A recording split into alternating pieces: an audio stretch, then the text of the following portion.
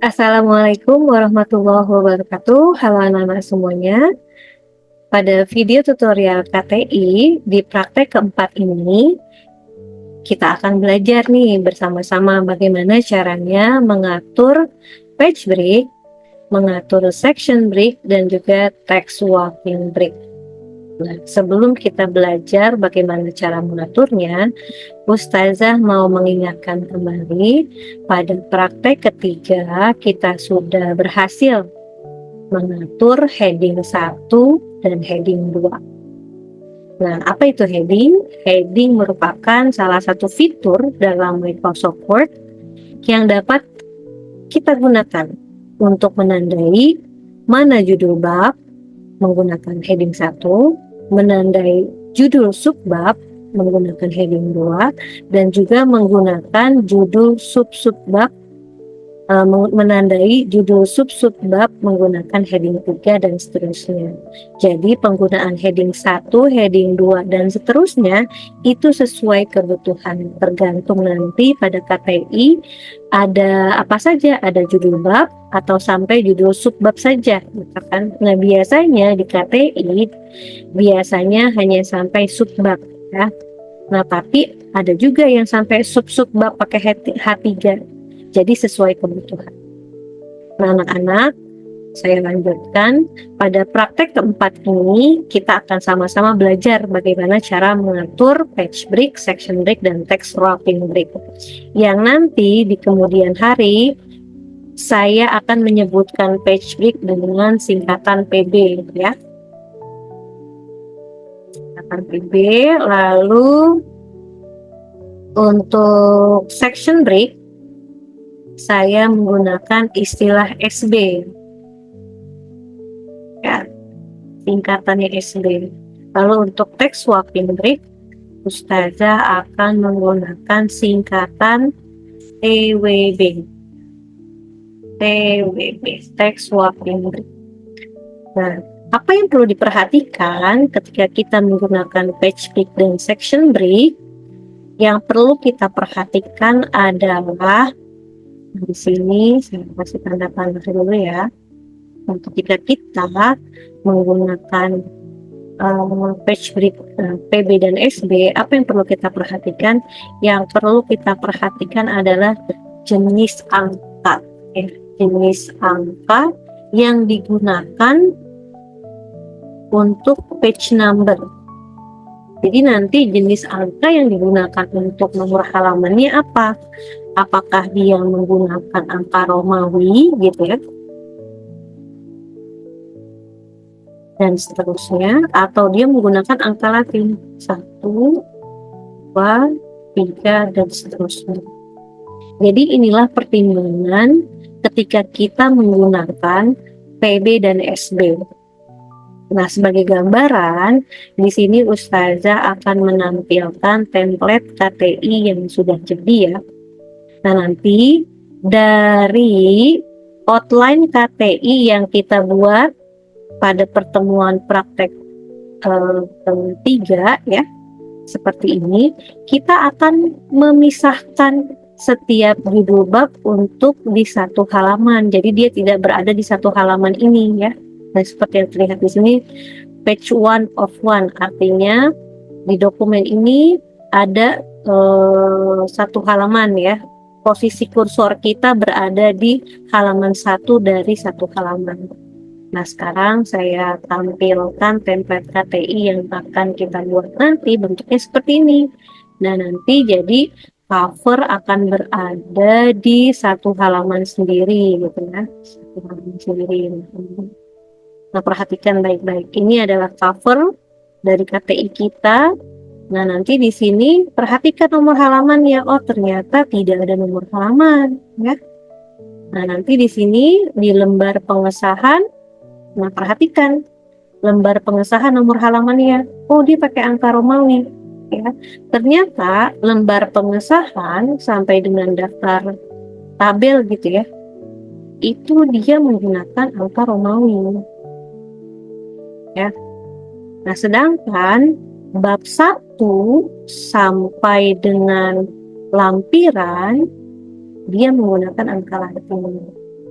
ya. Jadi ada 3 jenis nih. Ada 3 jenis pengaturan nomor halaman. Ya, saya ketikkan di sini. Ada 3 jenis nomor halaman. Yang pertama adalah tadi saya tulis X ya, XPN, artinya tidak ada page number-nya. Yang kedua tadi PN-nya menggunakan angka Romawi, gitu ya. Dan seterusnya.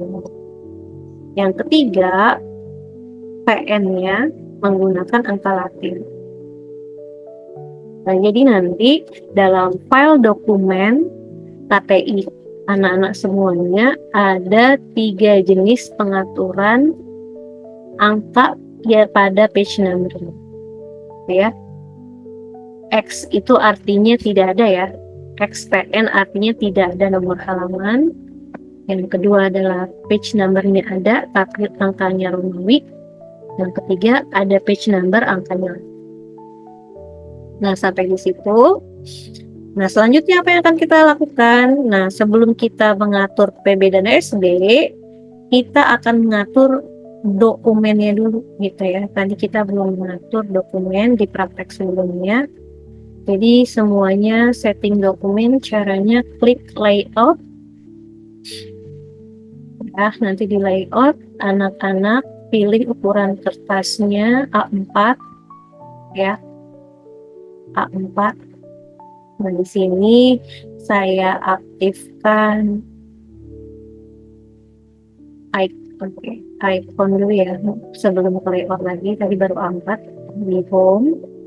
Anak-anak aktifkan icon show height. Nah, ini ada di home, icon show height-nya diaktifkan. Nah, nanti akan muncul seperti ini anak-anak semuanya.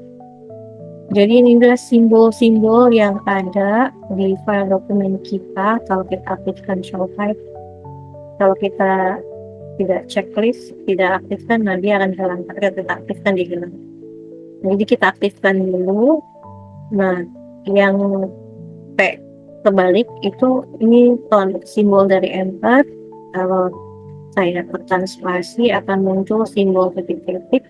Kalau saya tekan tab, dia akan muncul simbol tanda panah. Seperti ya. Nah, jadi kita aktifkan show height-nya. Yang kedua, saya juga akan mengaktifkan grid line. Nah, ini supaya anak-anak bisa melihat perubahannya.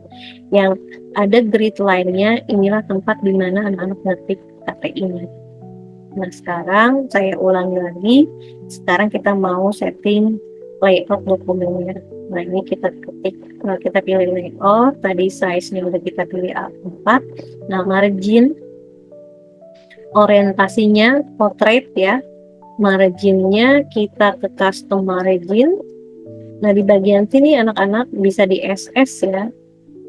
Topnya itu kita setting jadi 3, bottomnya 4,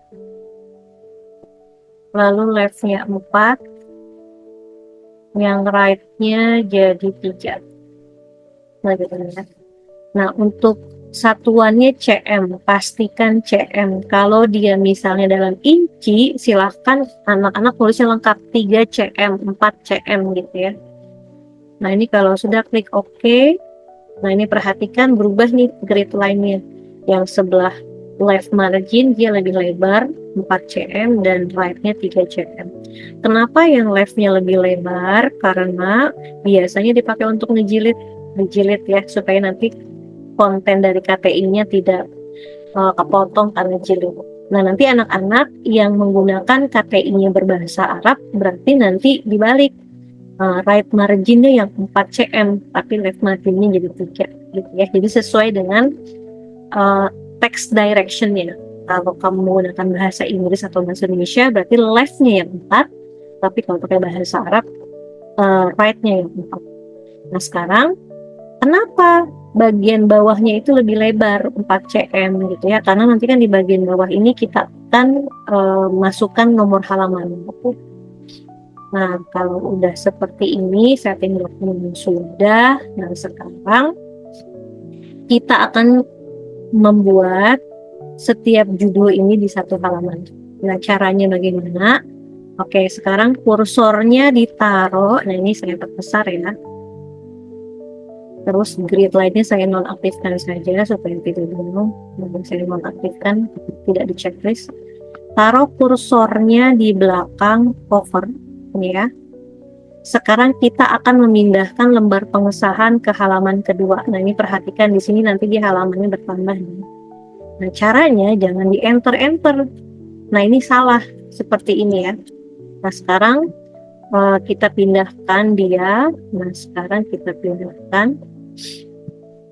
Nah, sebelum kita pindahkan, ganti view-nya menjadi view outline ya. Nah, supaya lebih mudah seperti ini. Taruh kursor di belakang cover. Nah, seperti ini. Lalu klik layout. Nah, di layout itu nanti ada bricks. Nah, kita pakai kita pakai kita pakai SB yang next page. Nah, seperti itu ya anak-anak.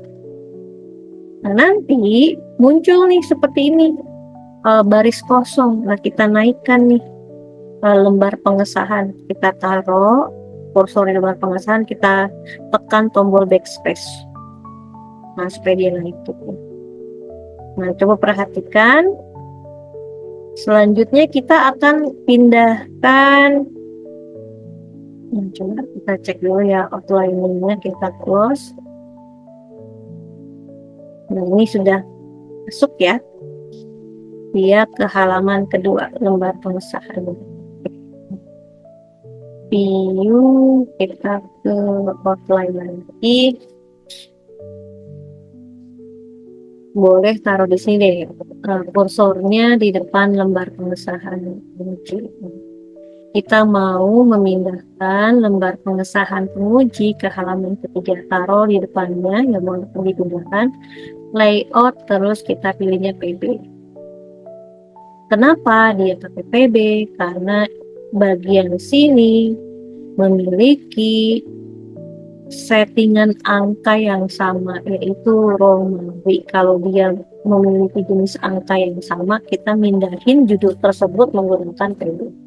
Nah, sekarang mau mindahin yang mana? Kita akan memindahkan kata pengantar ke halaman berikutnya. Oke, kita taruh di sini kursornya, break page break. Nah, persembahan, break page break. Abstrak, break page break. Ya, daftar isi kita pindahkan ke halaman berikutnya, break page break. Nah, sekarang bab 1 nih. Bab 1 kan jenis angkanya beda. Kalau bab 1 kan menggunakan angka Latin, karena dia memiliki settingan angka yang beda, jangan pakai page break, tapi pakai section break yang tipenya next page. Ya. Nah, sekarang mau memindahkan bab 2 ke halaman berikutnya, karena dia memiliki settingan angka yang sama sampai bawah, dia menggunakan PB nih cara memindahnya. Silakan taruh kursornya di depan bab 2, break page break. Bab 3, break page break. Bab 4 kita pindahkan break page break. Bab 5, break page break. Daftar pustaka, break page break. Riwayat hidup kita pindahkan, break page break. Lampiran, break page break. Nah, seperti itu ya. Jadi kita sudah mengatur page break dan section breaknya. Kalau saya kecilkan seperti ini anak-anak, coba perhatikan. Cover dia bagian yang tidak ada nomor halamannya. Lembar pengesahan sampai daftar isi dia bagian yang nomor halamannya Romawi. Dan bab 1 sampai bawah ini ada nomor halaman yang tipenya Latin. Nah, sekarang outline-nya saya close. Coba diperhatikan. Total Ustazah punya 15 halaman ya. Nah, ini semuanya sudah terpisah nih anak-anak. Jadi satu halaman terdiri dari satu judul gitu ya, cover sendiri, lembar pengesahan sendiri gitu ya, lembar pengesahan penguji sendiri. Nah, sekarang kalau misalkan muncul di sini kan dia baris kosong, tapi ternyata baris kosongnya di sini ada heading 1 gitu ya, aturan dia jadi heading 1 karena proses PB dan SB tadi. Nah, taruh kursornya di sini, setting jadi normal gitu ya, supaya dia tidak ada baris kosong yang pengaturan di heading 1. Heading 1 itu hanya untuk Google Word ya. Nah, coba dicek di tempat lain, pengesahan, oke, ini juga di setting jadi normal, kata pengantar normal gitu ya, dicek semuanya normal gitu. Abstrak kita buat dia jadi normal, daftar isi, oke, kita enter aja nih, taruh di situ kursornya, enter. Nanti kalau misalkan dia jadi heading 1, buat dia jadi normal ya. Nah, ya. Lalu kita buat aja.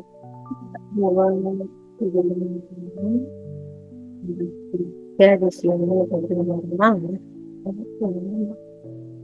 4. Jadi intinya baris kosong ini nggak boleh kalau aturannya jadi heading 1, 2. Dia harus di normal. Karena dia baris kosong.